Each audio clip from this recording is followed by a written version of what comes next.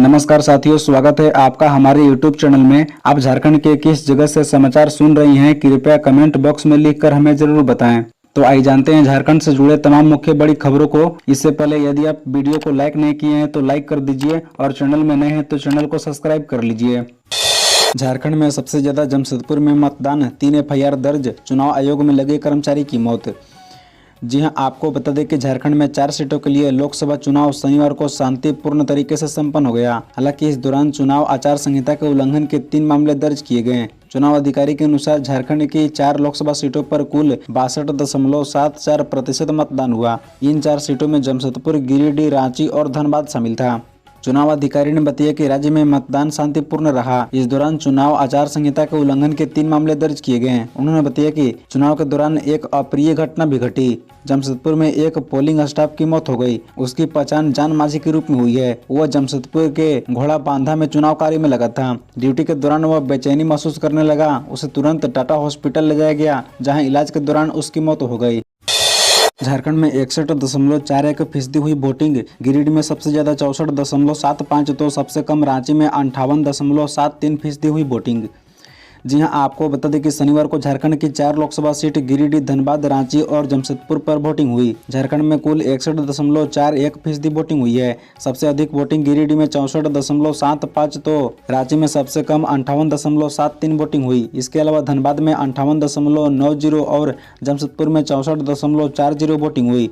बता दें कि इन 4 सीटों से कुल 93 उम्मीदवार चुनावी मैदान में हैं। रांची लोकसभा सीट में कुल 21 लाख से अधिक मतदाता हैं। इस सीट पर मुख्य मुकाबला भाजपा और कांग्रेस के बीच है। बीजेपी ने यहां मौजूदा सांसद संजय सेठ को टिकट दिया है। वहीं कांग्रेस ने युवा चेहरे यशस्विनी सहाय पर भरोसा जताया है।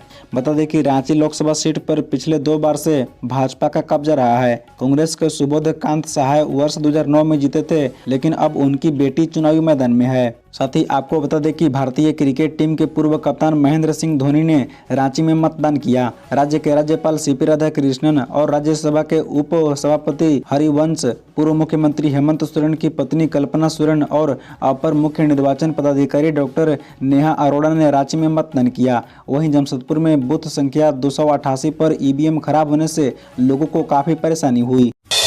बुलबुल जंगल से बरामद हथियार मामले में NIA ने दायर की चार्जशीट। आरोप पत्र में 2 नक्सलियों का भी नाम शामिल।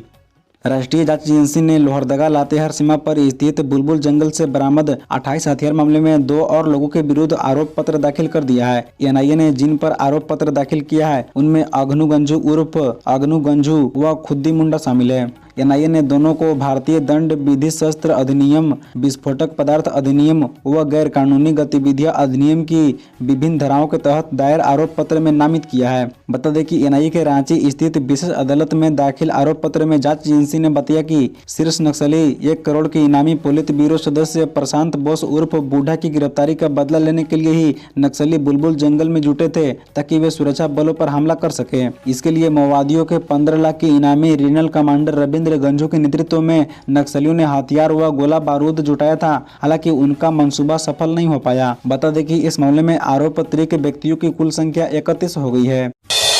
मनीष रंजन को दूसरा समन 28 मई को बुलाया। टेंडर कमीशन मामले में ED करेगी पूछताछ। 24 मई को नहीं हुए थे पेश, मांगी थी दूसरी तारीख। बता दें कि टेंडर कमीशन मामले में IAS मनीष रंजन को ED ने 28 मई को पूछताछ के लिए बुलाया है। ED ने इससे पहले समन भेजकर 24 मई को पूछताछ के लिए बुलाया था, लेकिन मनीष रंजन ने एक सरकारी कर्मचारी से चिट्ठी भिजवाकर दूसरी तारीख मांगी थी। ED ने अब 28 मई को पूछताछ के लिए समन जारी किया है। ED को जो दस्तावेज मिले हैं उनमें एम का जिक्र है। ED को शक है कि तत्कालीन ग्रामीण विकास विभाग के सचिव और वर्तमान में भवन निर्माण विभाग के सचिव मनीष रंजन हो सकते हैं। मनीष रंजन ग्रामीण विकास विभाग में सचिव के पद पर रही हैं। टेंडर कमीशन मामले में इनकी क्या भूमिका रही, कमीशन में इनका कितना हिस्सा रहा, क्या डायरी में दर्ज कोड नेम इनका है, ऐसे कई सवालों के जवाब ED मनीष रंजन से मांगेगी। मनीष रंजन को अपनी और अपने परिवार के सदस्यों की आय और संपत्ति से संबंधित दस्तावेज भी साथ में लाने को कहा गया है। बता दें कि ED ने इसी महीने ग्रामीण विकास विभाग के मंत्री आलमगीर आलम, उनके निजी सचिव संजीव लाल और संजीव लाल के नौकर जहांगीर आलम को गिरफ्तार किया है। इन सबसे जुड़े ठिकानों से ED ने करीब 37.5 करोड़ कैश के अलावा लेन देन से संबंधित दस्तावेज, डिजिटल उपकरण भी बरामद किए थे। स्कूलों में पोषण किट से कितना हुआ फायदा, सरकार करेगी रिपोर्ट तैयार, छात्रों को क्या होगा फायदा। जी हाँ, बता दें कि राज्य में कल्याण विभाग द्वारा संचालित आवासीय विद्यालयों में फूड बास्केट से मिलने वाले पोषण पौष्टिकता पर राज्य सरकार विशेष रिपोर्ट तैयार करेगी। हालांकि इससे पूर्व जनजातीय अनुसंधान संस्थान के माध्यम से सभी आवासीय विद्यालयों में पोषण किट से क्या लाभ मिला, छात्रों में इस पोषण किट का क्या फायदा हुआ, इस पर अध्ययन होगा। बता दें कि यह अध्ययन कार्य लोकसभा चुनाव 2024 को लेकर जारी आदर्श आचार संहिता के समाप्त होने के बाद से शुरू होगा। इसकी प्रक्रिया पूरी कर ली गई है। इस अध्ययन रथ के लिए राज्य सरकार की ओर से 7,15,000 रुपए खर्च किए जाएंगे। एजेंसी व शोधकर्ता संगठनों का चयन किया जाएगा। इसके बाद विशेषज्ञों के माध्यम से विस्तृत अध्ययन करते हुए रिपोर्ट तैयार कर राज्य सरकार को सौंपी जाएगी। कल्पना सोरेन ने रांची में डाला वोट, कहा हिम्मत है तो हिम्मत है। बता दें कि झारखंड के पूर्व सीएम हेमंत सोरेन की पत्नी कल्पना सोरेन ने शनिवार को लोकसभा चुनाव के छठे चरण के बीच रांची में अपना वोट डाला। कल्पना सोरेन ने रांची के सेंट फ्रांसिस स्कूल में निर्धारित पोलिंग बूथ पर अपना वोट डाला। वोट डालने के समय कल्पना सोरेन ने मतदाताओं से अपील की है कि वे बाहर आएं और लोकतंत्र और संविधान की रक्षा के लिए अपने मताधिकार का उपयोग करें। कल्पना सोरेन ने कहा, आज मैंने अन्याय पर न्याय की भारी जीत के लिए चुनाव के इस महापर्व पर अपने मताधिकार का प्रयोग किया। आप सभी से अपील है कि बड़ी संख्या में अपने पोलिंग बूथ पर पहुंचे और लोकतंत्र की रक्षा के लिए अपने मताधिकार का प्रयोग करें। कल्पना सोरेन ने कहा कि हिम्मत है तो हिम्मत है, झारखंड झुकेगा नहीं, इंडिया रुकेगा नहीं।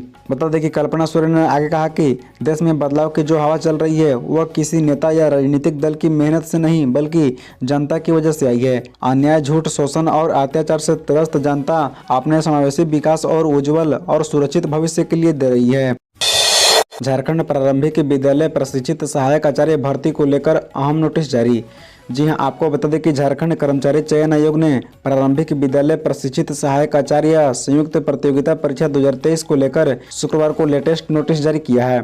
आयोग के इस नोटिस में कहा गया है कि प्रथम और द्वितीय चरण में स्नातक प्रशिक्षित सहायक आचार्य यानी कक्षा 6 से 8 के पद के विरुद्ध आवेदन समर्पित करने वाले अभ्यर्थियों से परीक्षा अंतर्गत पत्र 4 के तहत विषय का विकल्प प्राप्त करने के लिए लिंक आयोग की वेबसाइट पर 17 मई 2024 से 23 मई 2024 तक उपलब्ध कराया गया था। इस संबंध में जरूरी सूचना 17 मई को प्रकाशित की गई थी।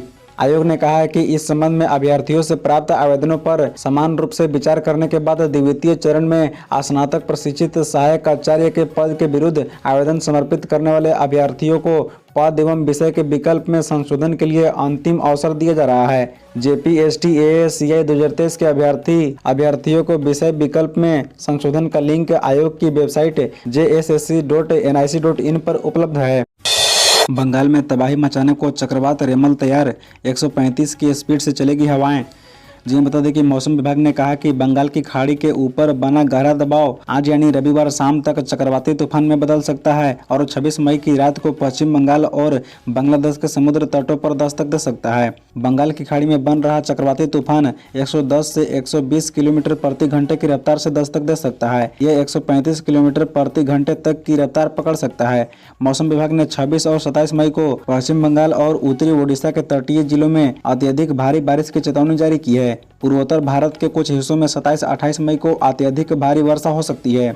बता दें कि तूफान के दस्तक देने के समय समुद्र में 1.5 से 2 मीटर ऊंची लहरें उठने की आशंका है, जिससे तटीय पश्चिम बंगाल और बांग्लादेश के निचले इलाके डूब सकते हैं। मौसम विभाग ने मछुआरों को 27 मई की सुबह तक बंगाल की खाड़ी के उत्तरी भाग में समुद्र में न जाने की चेतावनी दी है। मौसम विभाग ने 26 और 27 मई को पश्चिम बंगाल के तटीय जिलों दक्षिण और उत्तर 24 परगना के लिए रेड अलर्ट जारी किया है। यहाँ कुछ स्थानों पर भारी बारिश होने का अनुमान है। खबरों से जुड़े रहने के लिए चैनल को सब्सक्राइब, वीडियो को लाइक एवं एक दूसरे से शेयर जरूर करें। धन्यवाद।